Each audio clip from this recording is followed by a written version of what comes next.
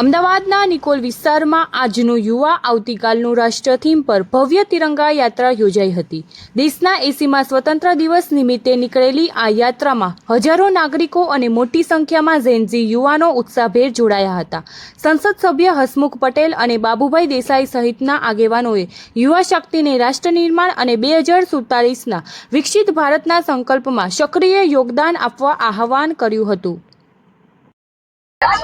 આજનું જે આ આયોજન છે એ કરોડો જેનઝીના ગુસ્સાનું એક ટેલર છે। ગુસ્સો એ કારણથી કે દિલ્હી જંતર મંતર ખાતે ગણ્યા ગાંઠ્યા જેનઝીને ભેગા કરી અને કેટલાક અસામાજિક તત્વોએ જેનઝીને ઇમેજ ખરડવાનો જે પ્રયત્ન કર્યો છે, એની ઇમેજને ડેમેજ કરવાનો પ્રયત્ન કર્યો છે, ત્યારે આ કરોડો જેનઝી એ એક મેસેજ આપવા માંગે છે કે અમે સુસંસ્કારી છીએ, અમે ડિસિપ્લિન્ડ છીએ, અમે આર્મીને, નેશનને, પોલીસને ડેડિકેટેડ છીએ, અમે દેશના કોન્સ્ટિટ્યુશનને ડેડિકેટેડ છીએ। દેશ માટે જે કોઈ લીડરશીપ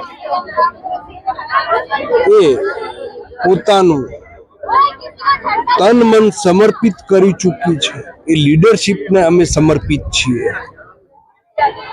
આ મેસેજ આપવા માટે, આ મેસેજનું એક ટેલર આપવા માટે અમે સૌ અહીંયા એકઠા થયા છીએ। સર, શું લાગી રહ્યું છે જંતર મંતર કોના મારફતે એ આંદોલન કેવી રીતના ગેરમાર્ગે ગયું? હું એને ગેરમાર્ગે એટલા માટે કહીશ કારણ કે હું માનું છું કે જેનઝીને ક્યાંક ને ક્યાંક રાજકારણનો ખોટો હાથો બનાવવામાં આવ્યા હતા અને એને ગેરમાર્ગે દોરવા માટે હું માનું છું ત્યાં સુધી, અને કદાચ આઈબીના ઇનપુટ પણ હશે જ, ક્યાંક ને ક્યાંક દેશના હિત શત્રુઓ જે હતા એમનો પણ હાથ હતો। એક તરફ જ્યારે પીઓકેમાં ઇશ્યુઝ ચાલતા હોય, બલુચિસ્તાનમાં ઇશ્યુઝ ચાલતા હોય, ત્યારે ક્યાંક ને ક્યાંક મનમાં આ રાગ દ્વેષ રાખી અને આવા હિત શત્રુઓ એ આ કારસ્તાનમાં ભાગ લેવડાવે તો એમાં કોઈ નવાઈની વાત નથી। તો આવા તત્વોનો હાથો બની જાય એવી આખી જેનઝી એ એટલી તો એમનામાં બુદ્ધિની અક્ષમતા નથી। ક્યાંક 1% એ એની અંદર એમની ઉશ્કેરણીમાં આવી ગયા હતા, પણ 99% જેનઝી આજે પણ સત્યને જાણે છે, સત્યને ઓળખે છે, સત્યની પડખે છે।